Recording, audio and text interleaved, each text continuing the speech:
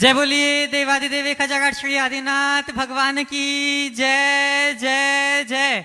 परम पूज्य वर्तमान शासन नायक वर्धमान महावीर स्वामी भगवान की जय जय जय।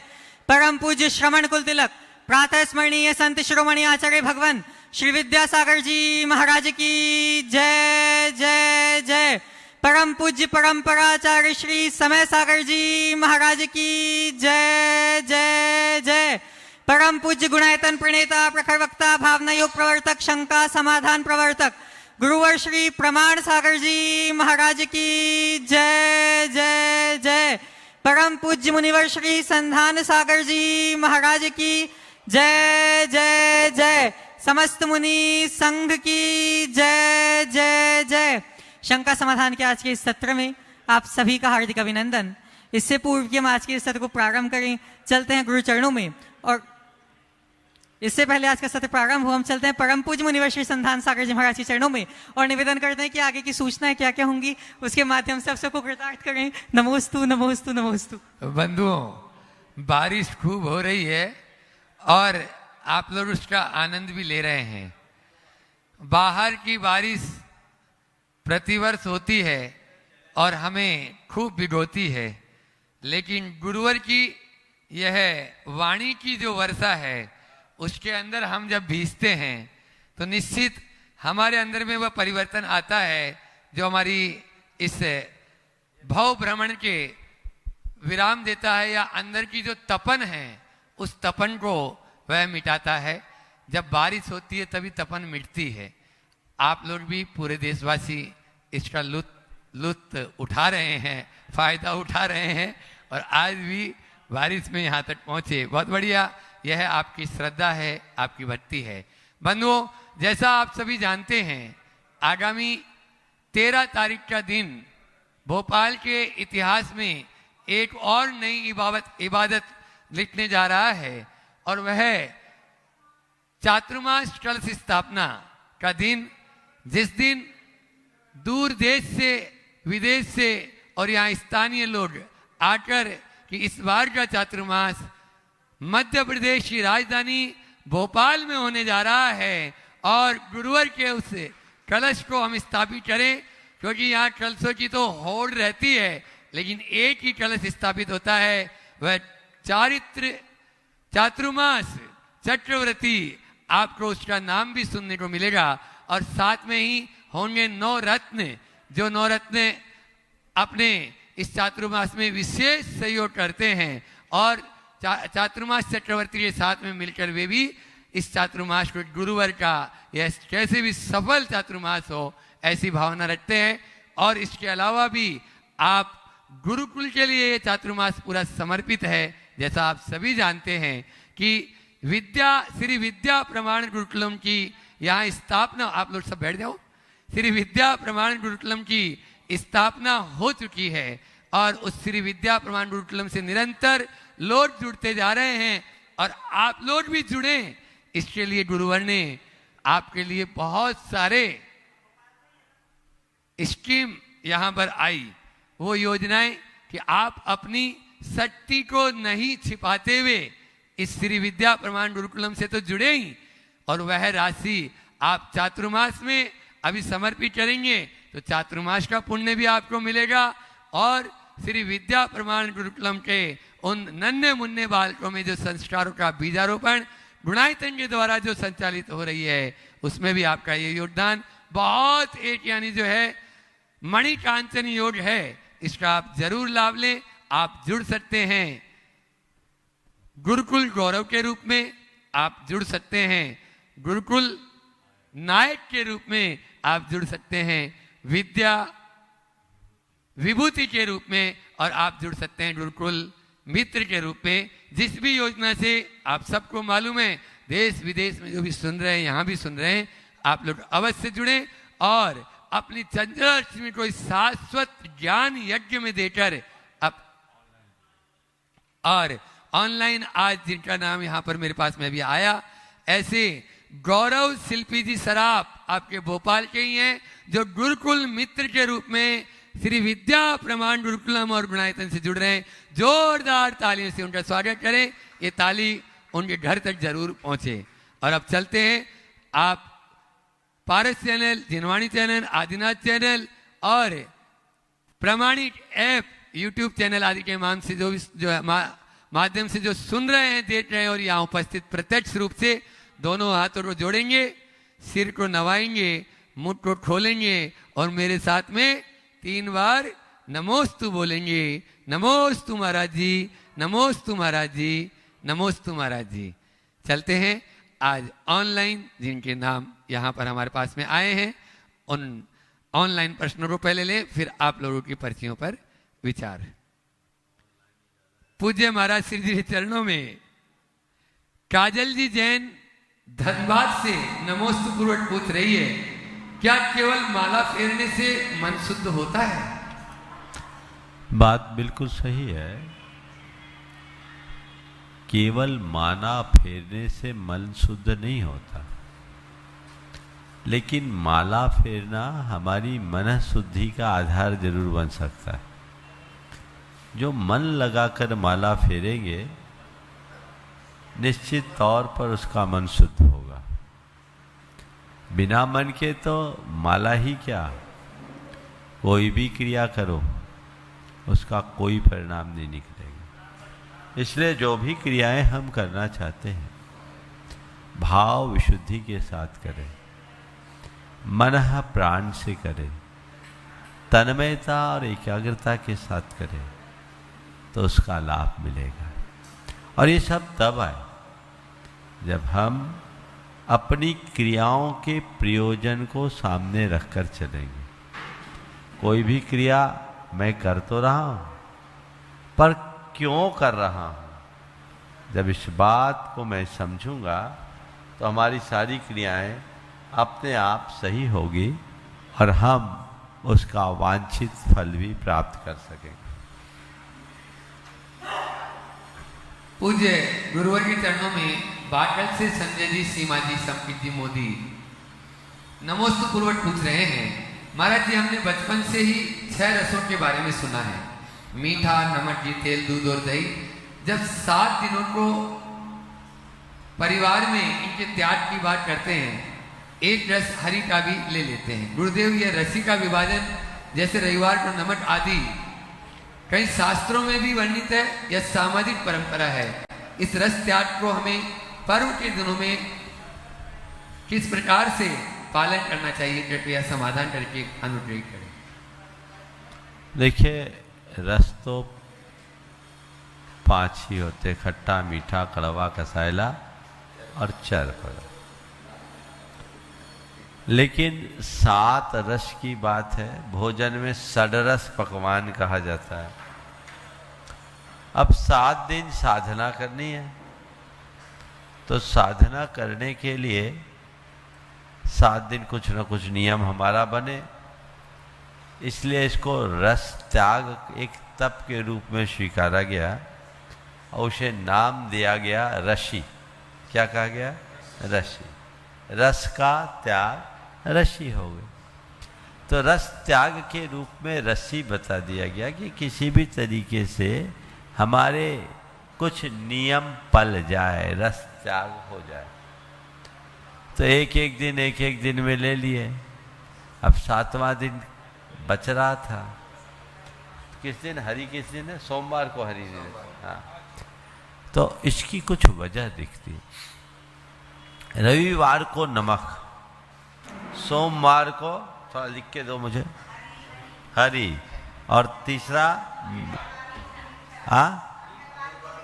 देखो, कुछ चीजें अभी मैंने कभी इस पर विचार नहीं किया, लेकिन अभी जो समझ में आ रही है बात, इनका कुछ खास संबंध है। जैसे सोमवार को, रविवार को नमक है ना, सूर्य समुद्र को अवशोषित करता है, और सूर्य जब समुद्र को अवशोषित करता है तो समुद्र में क्षारीयता है, खारापन है। तो खारापन सूर्य का खारापन विशेष रहता है। तो मुझे लगता है, ये मैंने अभी पहले से कभी विचार नहीं किया, पहले भी ये सवाल आया पर मेरे मानस से दूर हो गया, पर अभी अभी कुछ चिंतन मेरे मन में उभर रहा है, वो मैं आज रख देता हूँ और एक आध दिन में पकाकर मैं इसे पूरा भी बता दूंगा। मुझे लगता है कि रविवार के दिन इस ब्रह्मांड में रवि यानी सूर्य की महत्ता है, यानी खारापन की प्रबलता होगी, नमक की बहुलता होगी। तो उस दिन हम नमक नहीं खाएंगे तो शरीर का हरासमेंट नहीं होगा, त्याग का त्याग पल जाएगा। नमक जैसे तत्व की हम ब्रह्मांड की ऊर्जाओं से पूर्ति कर लेंगे। सोमवार का चंद्रमा से संबंध है। चंद्रमा जल तत्व को प्रभावित करता है। ऐसा कहा जाता है कि चंद्रमा की किरणों से, कलाओं से सूर्य समुद्र का जल स्तर घटता बढ़ता है। मैंने कई बार बताया समुद्र के जल स्तर के साथ साथ हमारे शरीर का जल तत्व भी घटता बढ़ता है। तो एक कर लिया सोमवार को हरी मत खाओ, हरी में जल तत्व ज्यादा होता है, तो तुम्हारा त्याग का त्याग हो जाएगा, जल तत्व की कमी नहीं होगी, है ना। अब मंगल बुध गुरु शुक्र को दही और शनि को तेल। तो देखो अब इसमें मंगल बुध गुरु शुक्र का तो मैं और देख के बताऊंगा, पर शनि को तो तेल चढ़ाते ही आप लोग। तो शनि ग्रह का तेल से संबंध है ना। हाँ, तो भैया उसको त्याग दो। तो कहीं ना कहीं ये जो प्रक्रिया अपनाई गई वारों से, इसके पीछे कई ज्योतिषी बातें और कुछ वैज्ञानिक बातें भी होगी, जो भले आज लोग नहीं जान पाते, लेकिन ये हमारी साधना के लिए उपयोगी है। गुरु मंगल बुध गुरु शुक्र, इन सब का मीठा से, घी से, दूध से और दही से कोई ना कोई संबंध होगा। इस पर अन्वेषण करना चाहिए। मैं भी करूँगा, कुछ चिंतन करूँगा, फिर जो निष्कर्ष निकलेगा आप लोगों तक जरूर पहुँचाऊँगा।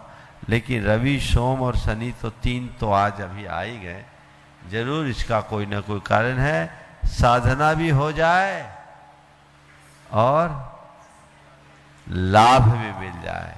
एक पंथ दो काज। राजेश जी कटारिया लखनऊ से पूछ रहे हैं, क्षमा याचना और क्षमा पाने में क्या अंतर है? क्षमा यात्रा, क्षमा याचना हाँ, और क्षमा पाने में क्या अंतर है? हाँ देखो, क्षमा याचना और क्षमा पाना में बड़ा अंतर है। किसी से क्षमा मांग लिए, ये तो हमारा कर्तव्य है, हमारी नम्रता है, और ये हमारे अंदर की वीरता का प्रतीक भी है कि हमने किसी से क्षमा मांगा। हर कोई क्षमा नहीं मांगता। आज देखिए, आज छोटे से बच्चे को भी कह दो ना सॉरी कहो, तो वो कहने को जल्दी से तैयार नहीं होता। फिर सामने वाला उसे स्वीकार करके अपने मन से हमें क्षमा करे, ये बात पक्की नहीं है। वो क्षमा भी कर सकता है और नहीं भी कर सकता। तो क्षमा मांगना सरल है, क्षमा करना कठिन। मांगने वाला बड़ी सहजता से क्षमा मांग लेता है, लेकिन सामने वाला उसे उतनी सहजता से क्षमा करे ये संदिग्ध है। तो उसको करना भी चाहिए। क्षमा करे, क्षमा कर दे तो रास्ता ठीक हो जाए। ये प्रयास सबको करना चाहिए। तो हमें खुद के जीवन में ये देखना चाहिए कि जब कभी भी कोई गलती का एहसास हो तुरंत क्षमा मांगे, और कोई सामने वाला हमारे प्रति कोई गलती करके क्षमा याचना करे तो क्षमा करने में पल भर का भी संकोच न करे। यदि दोनों चीज़ें हमारे जीवन में आ गई, मान के चलना हमारा जीवन सरल बन जाए। बड़ौदा गुजरात से भाविन जी जैन पूछ रहे हैं, क्या जब तब की जगह भावना योग पर्याप्त है? देखिए, जप तप का अपना स्थान है, भावना योग का अपना स्थान है। मैं आपसे ये नहीं कहता कि तुम भावना योग कर लो तो तुम्हें जब तब पूजा पाठ की कोई ज़रूरत नहीं पड़ेगी, नहीं तो आप ही लोग कहोगे महाराज ने तो एक नई परंपरा चला दी, सारी पूजा पाठ को बंद करा दिया। मैं तो ये कहता जो कुछ भी करो भावना योग जरूर करो। भावना योग करने के बाद तुम्हारे जब तब पूजा पाठ का रस बदल जाएगा। भावना योग करने के पहले जो जब व्रत करते हो वो रूटीन होगा, और भावना योग करने के बाद जब तब व्रत करोगे तो वह तुम्हारे जीवन का एक अभिनव प्रयोग होगा। त्याग तप का कतई निषेध नहीं है, ये हमारी भाव विशुद्धि में सहायक है, पर भाव विशुद्धि तुम्हारे जीवन का लक्ष्य होना चाहिए। तब त्याग तब सार्थक है। खूब जप करो, पूजा करो, पाठ करो, व्रत करो, उपवास करो, तप करो, दान करो और भाव खराब रखो तो क्या होगा बोलो? कुछ मिलेगा? हाँ महाराज आपने बिल्कुल सही बोला, हम तो अपने भाव शुद्ध रखेंगे, बाकी कोई काम ही नहीं। ऐसा किसने कहा भाई? ऐसा तो कभी नहीं। ये तो तुमने उल्टा ले लिया। जो कुछ भी कर रहे हैं भाव शुद्धि के साथ करें और भाव शुद्धि के लिए करें। यदि ये बातें हमारे मानस में अंकित हो जाए तो हमें कभी कठिनाई नहीं हो, हमारा जीवन बड़ा प्रशस्त हो जाएगा, सब कुछ साफ सुथरा बन जाएगा, ऐसा देखा जा सकता। हेमंत जी डागा श्री गंगानगर से पूछ रहे हैं, गुरु चरणों में नमोस्तु करते हुए, पूज्य श्री गुरु पूर्णिमा का त्यौहार आ रहा है, हम उसे किस प्रकार से मनाएं और गुरु के प्रति भावना कैसे जागृत हो? देखिए, हमारे जीवन में गुरु का बहुत उच्च स्थान है। हम लोग ये कहते हैं ब्रह्मा विष्णु महेश से भी ऊंचा गुरु का स्थान। गुरु का स्थान ब्रह्मा विष्णु महेश से भी ऊंचा है। वे लोग बड़े भाग्यशाली हैं जिन्हें गुरु की शरण मिली। वे लोग बड़े भाग्यशाली हैं जो गुरु की सन्निधि पाते हैं। दुनिया में बहुत सारे अभागे लोग ऐसे रह गए जिनको गुरु का आलंबन ही नहीं मिला। न तो गुरु मिले और कई को गुरु मिले भी तो वो गुरु को पहचान नहीं पाए, अपने अभिमान में फूले रहे। निश्चित हम आप सब बड़े भाग्यशाली हैं कि हमें ऐसे दौर में जन्म लेने का मौका मिला कि जब हमें साक्षात गुरुओं का सानिध्य प्राप्त होने लगा, न केवल सानिध्य अपितु शरण में। सवाल है गुरु पूर्णिमा को कैसे मनाएं और गुरु का हमारे जीवन में क्या स्थान है। गुरु पूर्णिमा हमारे लिए साल का एक दिन है जो गुरु के लिए समर्पित दिन। उस दिन है पूर्णिमा। पूर्णिमा मतलब षोडश कला युक्त चंद्रमा। गुरु पूर्णिमा है, यानी गुरु हमारे जीवन को पूर्ण करने के लिए मां के समान। संपूर्ण गुणों और कलाओं की पूर्णता में गुरु का बहुत बड़ा योगदान होता है। पहले कोशिश करनी चाहिए सभी को कि उस दिन यदि गुरु प्रत्यक्ष विद्यमान है तो उनके चरणों में जाकर अपनी कृतज्ञतापूर्ण वंदना अर्पित करें, उनका आशीर्वाद ले, उनका हस्तावलंबन ले। अगर वो संभव नहीं है, कोशिश पहली हो कि प्रत्यक्ष वंदना हो,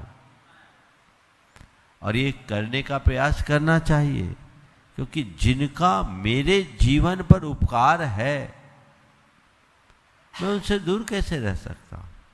पहला प्रयास।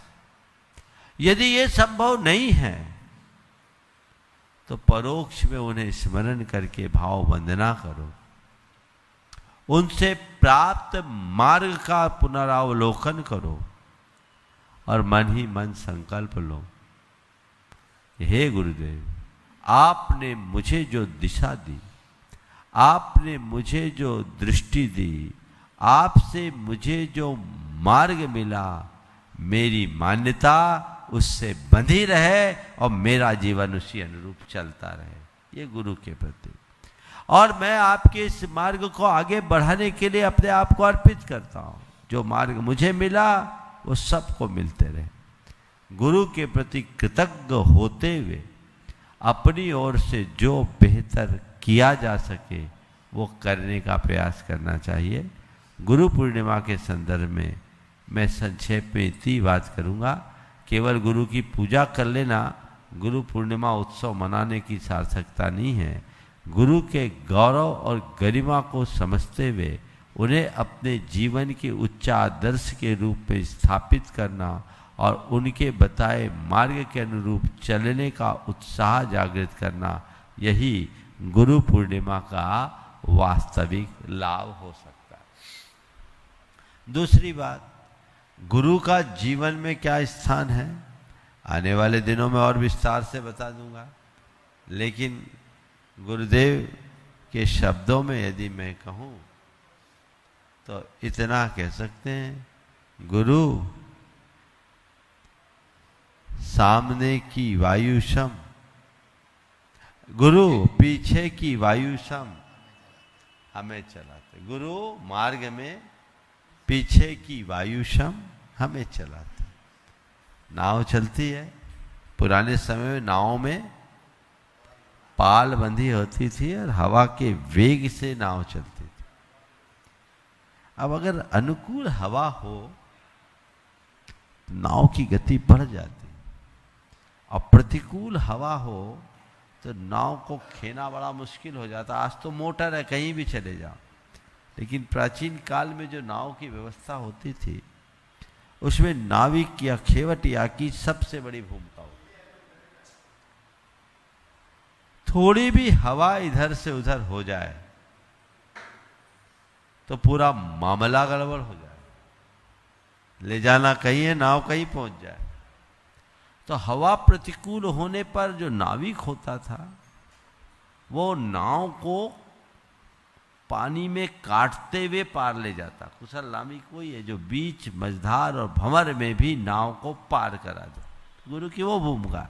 गुरुदेव ने एक कदम और आगे कहा कि गुरु कुछ नहीं, पीछे की वायु, अपने आप अनुकूल वायु आ रही तो मेहनत करने की जरूरत नहीं, फिर नाव अपने आप चलती, चलाना नहीं पड़ती। जिसके पीछे गुरु का हाथ है उसका मोक्ष मार्ग निर्बाध चलता रहता है। आत्मोन्नति के क्षेत्र में गुरु की सबसे बड़ी यही महिमा है। प्रणव जी सिंधे खंडवा से पूछ रहे हैं, क्या बाह्य पूजा की बजाय अंतरंग भावना अधिक महत्वपूर्ण है? ये वही सवाल हो गया कि जब व्रत करें या भावना योग करें, बाह्य पूजा की अपेक्षा अंतरंग भावना अच्छी बात है, लेकिन भाई अगर तेरी अंतरंग में भावना है तो दिखना भी तो चाहिए। सच्चे अर्थों में अंतरंग की भावना है तो बाह्य पूजा भी होगी। कोरी बाह्य पूजा अर्थहीन हो सकती है, लेकिन कोरी अंतरंग भावना से भी काम नहीं चलेगा। भूख लग रही हो, केवल भावना से पेट भर जाएगा क्या? अरे कौन मशक्कत करे महाराज, रोटी बनाने में भी तो बहुत मेहनत होती है। कितना अच्छा होता कि भावना भाते और पेट भर जाता। हाँ, भावना भाने से पेट भर सकता है, बशर्ते तुम देवता बन जाओ। ये सुविधा देवताओं के लिए है, मनुष्यों के लिए नहीं है। तो अपने अंदर जिस दिन तुम पूर्ण दिव्यता ले आओगे, तुम्हें कुछ क्रिया करने की जरूरत नहीं होगी, तुम्हारे भाव इतने दिव्य होंगे, उससे पूर्ति हो जाएगी। लेकिन अभी तो तुम मनुष्य हो, तुम्हारी स्थिति तुम्हें पता है कि भाव कहाँ है और कैसे है। इसलिए भाव शुद्धि के लिए बाह्य क्रियाचार का पालन भी बहुत जरूरी है। उन बाह्य क्रियाओं के आलम्बन से कभी भी वंचित न रहें, कभी भी विचलित न हो, रास्ता तभी प्रशस्त होगा। वर्धा से दिव्या जी नाहर पूछ रहे हैं, बच्चे मोबाइल में व्यस्त हैं, भावना योग से कैसे जोड़ें?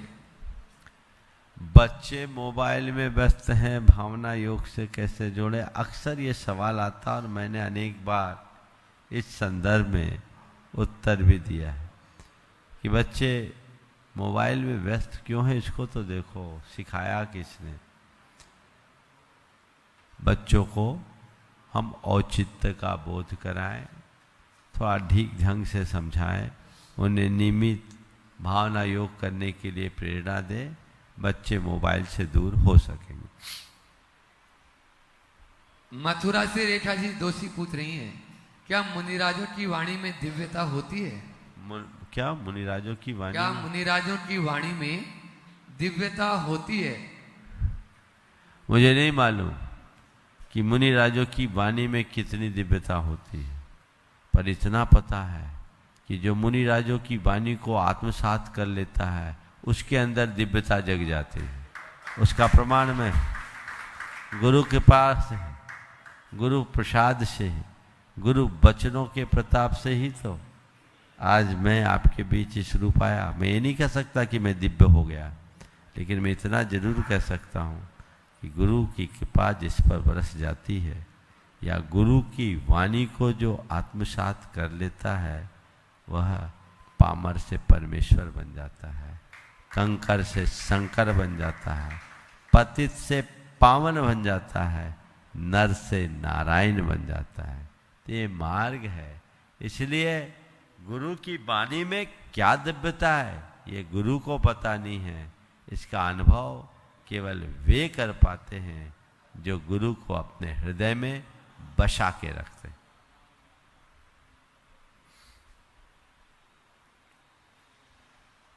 तोषनीवाल जी पूछ रहे हैं, अंजलि तोषनीवाल रीवा से, क्या वृद्धावस्था में संयम लेना अधिक उपयोगी होता है? देखो, संयम तो हर अवस्था में उपयोगी होता है। प्रारंभ से संयम में रखोगे तो ज़्यादा अच्छा रहेगा। उम्र ढल जाने के बाद संयम अपना पाना बड़ा कठिन होता है। प्रारंभिक जीवन का जो प्रारंभिक दौर है उस दौर को हमें बहुत कुशलता से अपनाना चाहिए, उसी अनुरूप चलना चाहिए। बाद में यदि हम करेंगे तो बाद का परिणाम तो बाद जैसा ही होता है। इसलिए जितना बन सके शुरुआत में हम वह करने का प्रयास करें और अपना पथ प्रशस्त करें।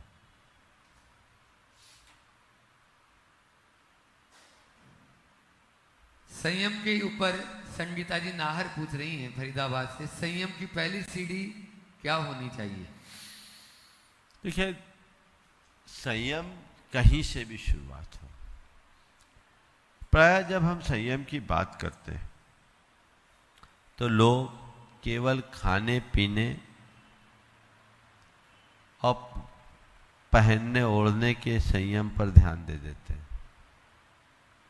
निश्चित खान पान पर नियंत्रण, पहनने ओढ़ने पर मर्यादा, ये संयम के लक्षण है। लेकिन ये संयम का बड़ा उथला रूप है। संयम है क्या?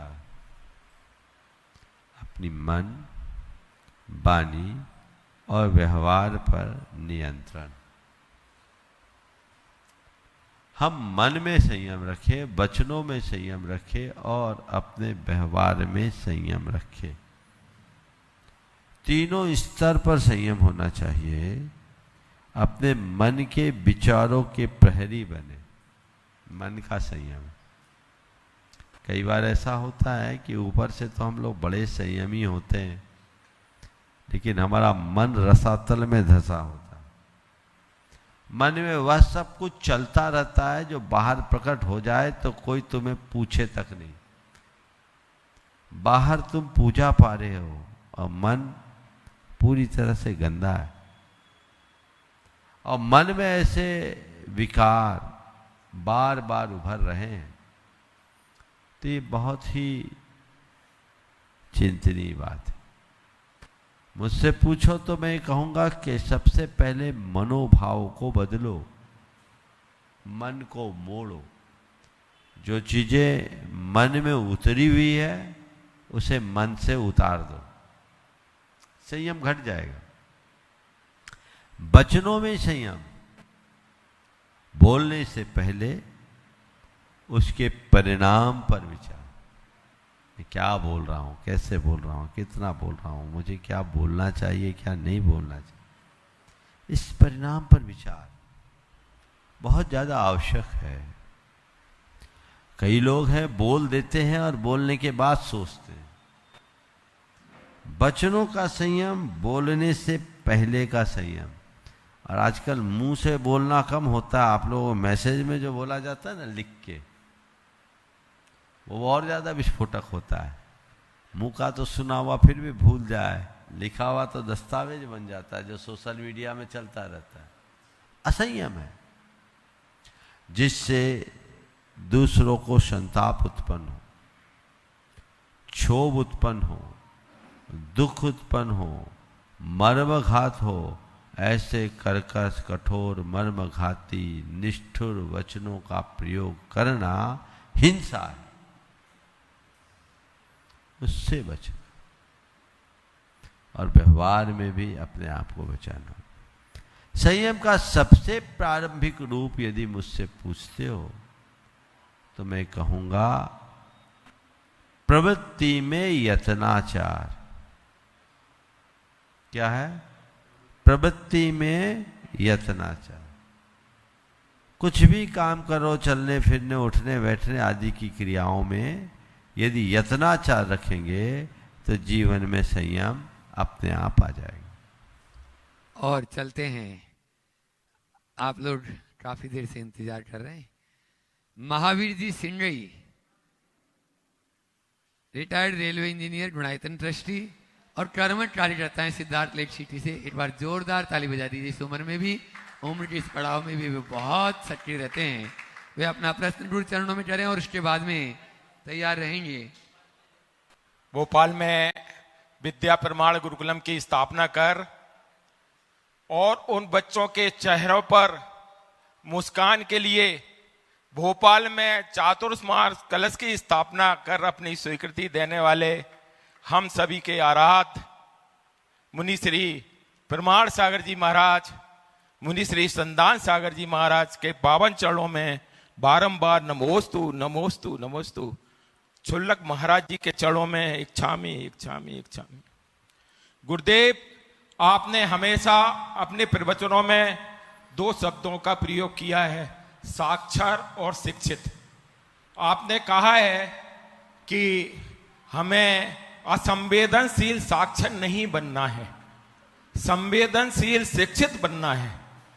तो ये दो शब्द जो है, हम सभी विद्या प्रमाण गुरुकुलम के जो समिति है और उन विद्या प्रमाण गुरुकुलम के बच्चों के लिए क्या निर्देश हैं, आप अपना मार्गदर्शन दें महाराज जी। देखिए, ये बात बिल्कुल सही है।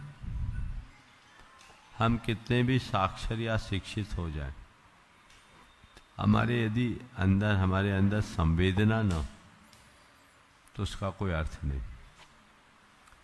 मन में संवेदना और स्नेहशीलता हमारे जीवन में आनी चाहिए।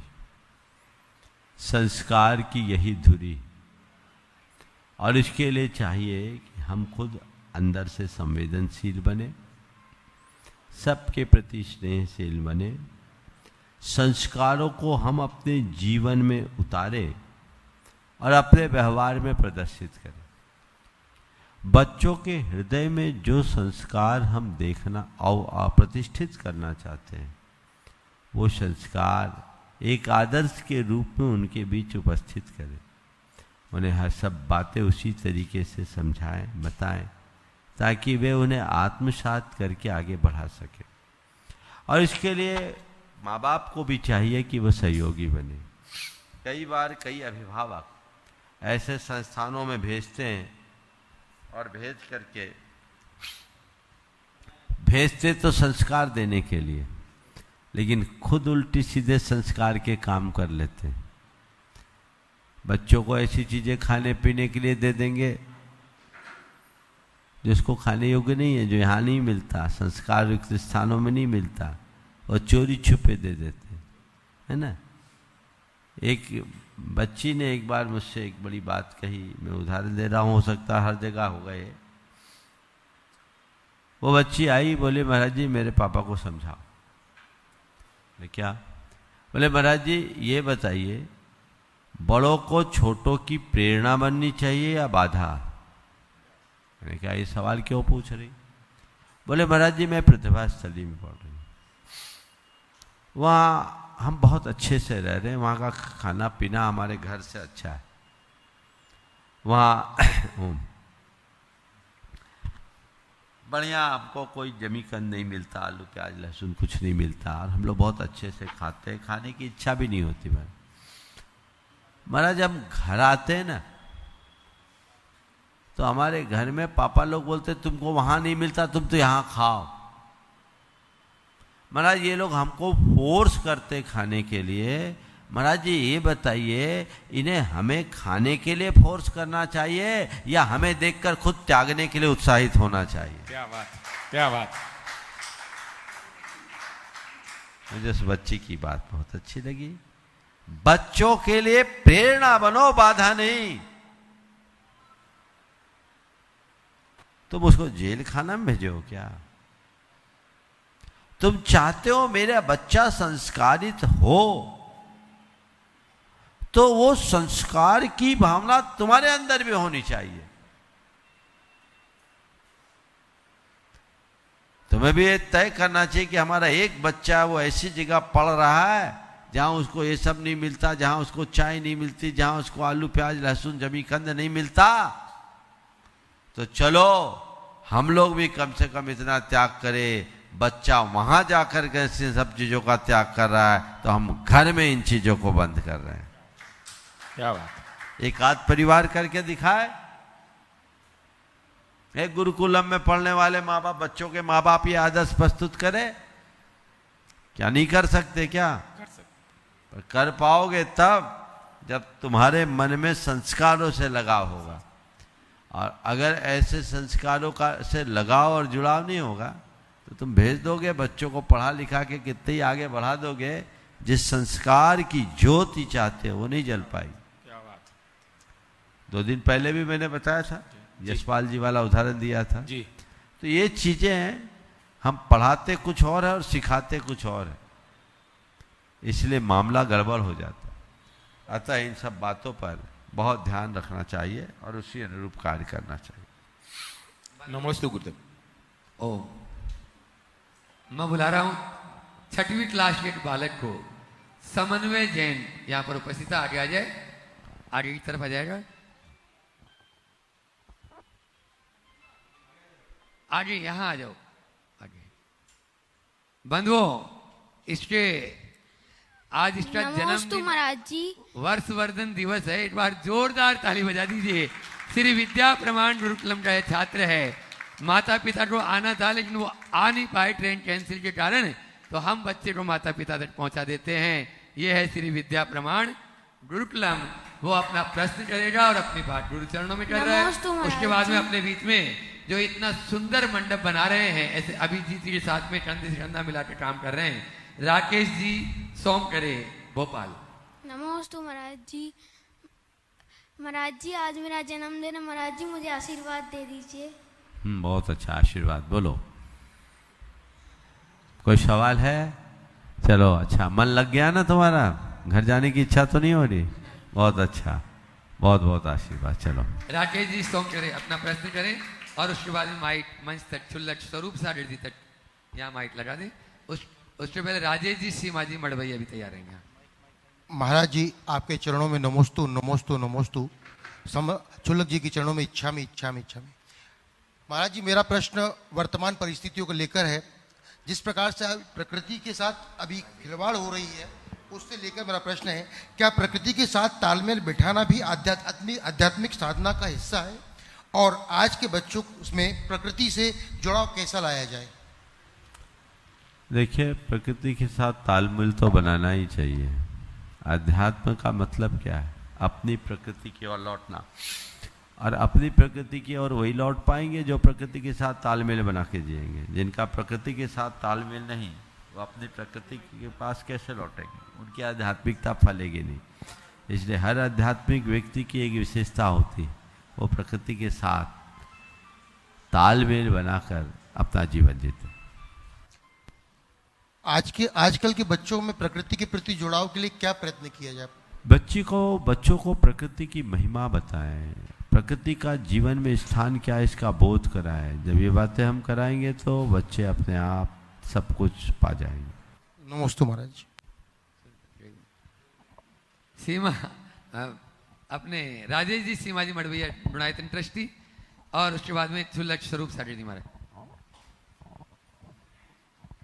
हे गुरुवर, त्रैवार नमोस्तु नमोस्तु नमोस्तु। हे गुरुवर, सभी छुल्लक महाराज जी के चरणों में एक क्षामी। नमोस्तु गुरुदेव, नमोस्तु नमोस्तु। गुरुदेव, आपके आशीर्वाद से अभी सिद्ध चक्र विधान कर रहे हैं समन्वय नगर में। आपका आशीर्वाद फिर से चाहते हैं। और उसमें एक वो आता है, अर्हम इत्त क्षरम ब्रह्मम वाचकम परमेष्ठना सिद्ध चक्र सदबीजम सर्वतः प्रणमाम्यहम्। तो इसमें अर्हम का क्या मतलब? अर्हम, अरहन, अरहंत अलग है कि तीनों एक ही है? अर्हम इति अक्षर ब्रह्म। अर्हम इसको अक्षर ब्रह्म कहा। वाचकम परमिष्ठ ने, परमिष्टि का वाचक, और सिद्ध चक्र का सद बीज है, मूल बीज है। इसलिए मैं इसे मन वचन काय से प्रणाम करता हूँ। तो इस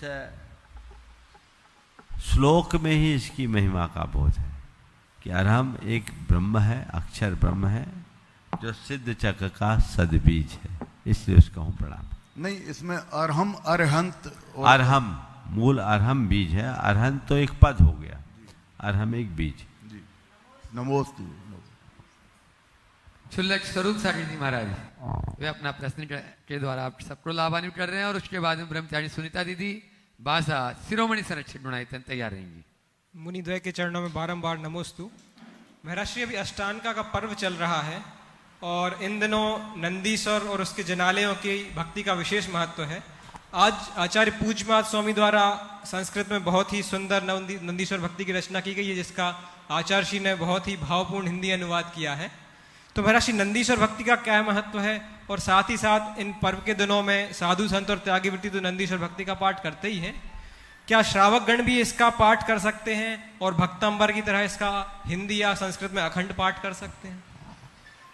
देखिए, नंदीश्वर या अष्टानिक हमारे जीवन के पवित्रतम दिनों में एक, ये 8 दिवस भक्ति के दिन। ये 8 दिन एक ऐसे दिन है जिन दिनों में चारों निकाय के देव अपने अपने विमानों से निकलकर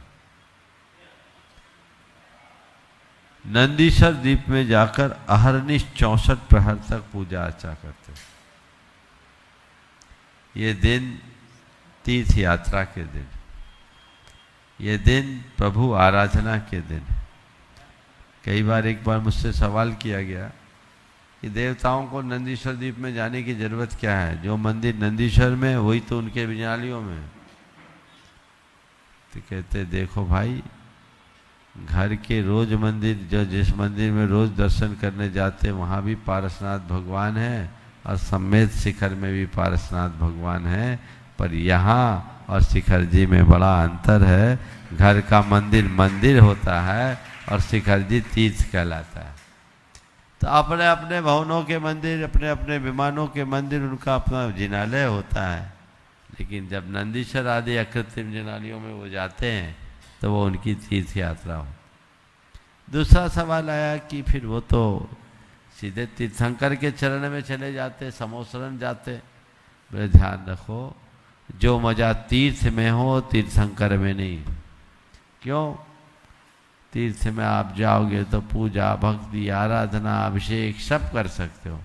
समोसरण में ये फैसिलिटी थोड़ी है, जाके बैठ जाओ, भगवान के दर्शन नहीं करते रहो, जो स्तुति विनती करनी है सो करो, भगवान की दिव्य ध्वनि खिरे, साइलेंट होकर के सुनो।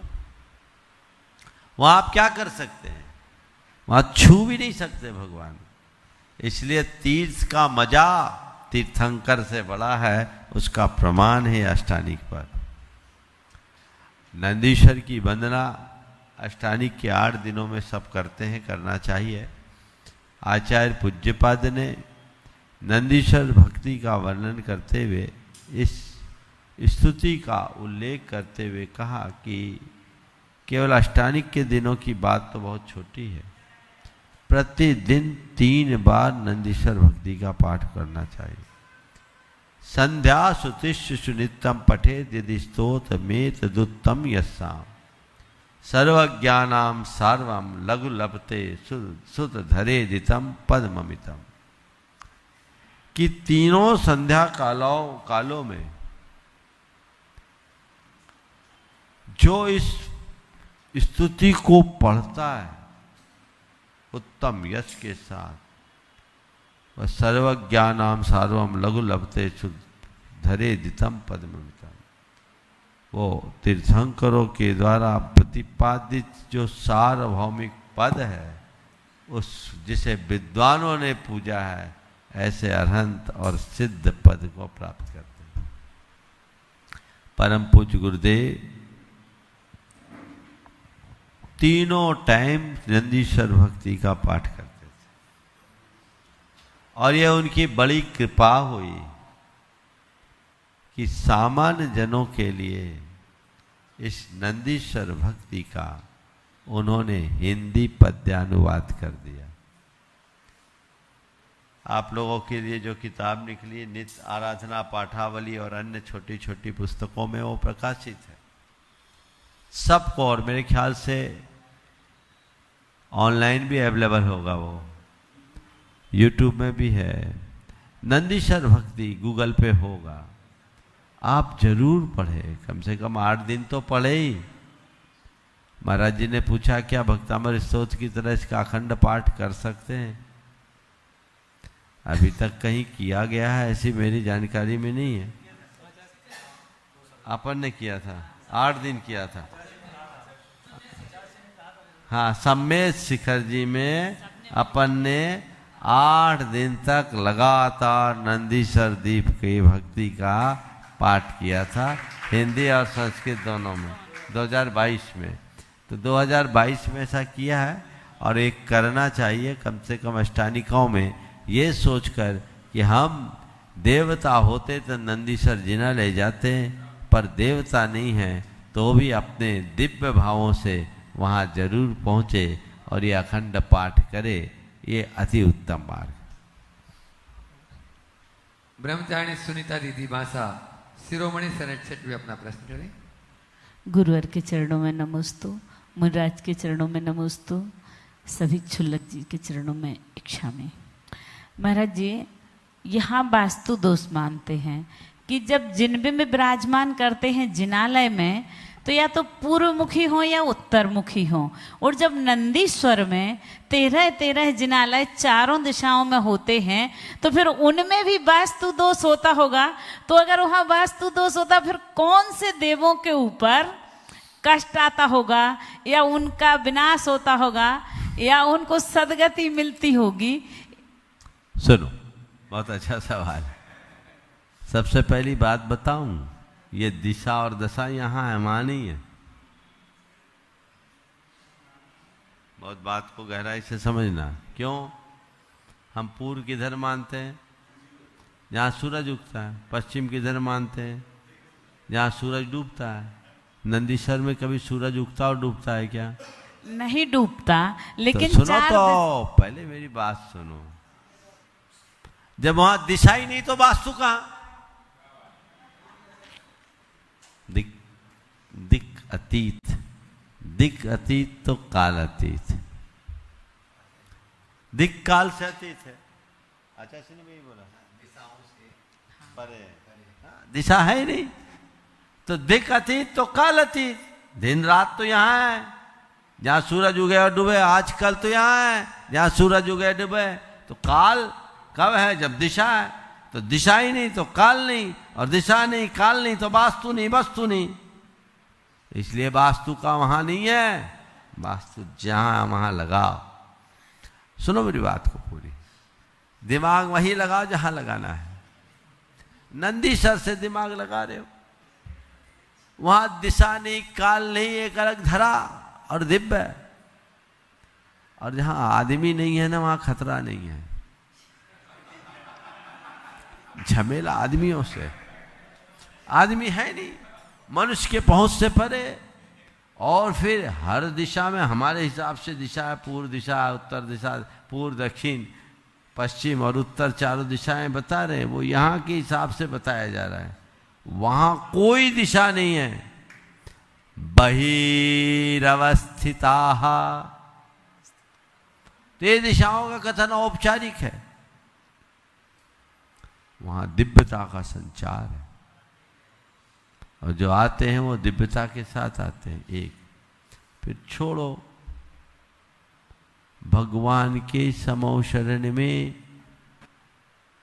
क्या होता है? एक विशेष बात बता रहा हूं आज। भगवान पूर्व या उत्तर मुखी एक मुख होता है, चार मुख दिखते हैं। ये तो समो शरण के केंद्र में श्रीमंडप भूमि में, लेकिन प्रत्येक दिशा के में चार मानस स्तंभ होते हैं। तो उसमें दक्षिण भी है, पश्चिम भी है, पूरब भी, उत्तर भी है। उसमें जिन बिंब है, चलो छोड़ दो। चैत्र प्रसाद आदि जो भूमियां हैं, चैत्र प्रसाद भूमि की चारों भी दिशाओं में चार जिनल है, ठीक है। इसके बाद जो उपवन भूमि है, उसमें भी जो चार चैत्र वृक्ष है, वो भी दिशा में नहीं, विदिशा में ही। फिर कल्प भूमि है, उसमें जो चार सिद्धार्थ वृक्ष हैं, वो भी विदिशा में ही है। और जो 9 स्तूप है दोनों ओर, यानी 18 एक एक दिशा और विदिशा के, दो दिशा के बीच में, यानी एक एक विदिशा में 18 क्या है? स्तूप। तो कितने 72 स्तूप हैं। ये कहाँ है? विदिशा में। इनमें भगवान विराजमान है ना। तो भगवान तो मंदिर है, मंदिर विदिशा में भी है, पर ये कहाँ है? समो शरण में। पर आज फिर तो वास्तु क्यों देखें? नहीं, वो किनके चरणों में? भगवान की शरण में। भगवान के प्रताप के आगे वास्तु क्या लगेगा? फिर वहां संतुलन है। एक तरफ वास्तु का दोष हो रहा है तो दूसरी तरफ वास्तु का नाशक भी बैठा है। संतुलन।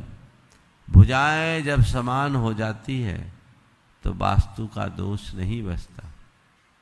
इसलिए इनमें दिमाग लगाना ठीक नहीं। लेकिन महाराज जी, फिर ये पंडित लोग, ये पंडितों की रचना है कि जब तिलोय परिणति में पढ़ते हैं तो पता चलता है कि दिन रात नहीं है, स्वर्गों में कुछ नहीं है। तो फिर ये पंडित लोग कहाँ से दिमाग लगाए कि ने चारों दिशाओं में 13 जिनालय? फिर कैसे माने? फिर हम माने ही नहीं जिनालय। नहीं, सुनो, यहाँ की अपेक्षा, जैसे हम जम्बूद्वीप पे बैठे ना, तो जम्बूद्वीप के बाद लवन समुद्र, फिर धात की खंड, फिर पुष्करवर समुद्र, फिर पुष्करवर द्वीप, ये चल रहा है। तो यहाँ को सेंटर में आने करके अब वो नंदीश्वर द्वीप तो बोला है क्या आकार में, तो हमने पूरब दिशा, दक्षिण दिशा, पश्चिम दिशा, उत्तर दिशा, यहाँ के हिसाब से माना है। औपचारिक कथन है, ये कथन गलत नहीं है, पंडितों ने ही नहीं, आचार्यों ने भी लिखा है, ये औपचार से कहा है। लेकिन महाराज जी, जब आपने पढ़ाया हम लोगों को शिखर जी में नंदीश्वर द्वीप की रचना, उसके बाद फिर अगर हम कंफ्यूज हो जाए तो कमी किसकी? काहे को कंफ्यूज हो रही हो?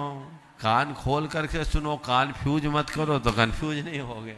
जितना बताया उतना सुन करके चलोगे तो रास्ता प्रशस्त हो जाएगा। बंधु, आने वाले 10 तारीख को गुरु पूर्णिमा का दिन है, आप सबको याद है। और उस दिन अपने संधान सागर जी महाराज का 11वां मुनि दीक्षा दिवस भी है।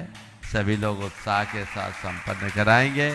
और आगामी 13 तारीख को कलश स्थापना का जो कार्यक्रम है, जिसकी संपूर्ण रूपरेखा बन चुकी है, भव्यता के साथ संपन्न होगा। आप सब लोग इन सभी कार्यक्रमों में अपनी अच्छी भागीदारी दें। बोलिए अहिंसा परमो धर्म की। परम पूज्य मुनि श्री अक्षर प्रमाण सर जी महाराज की।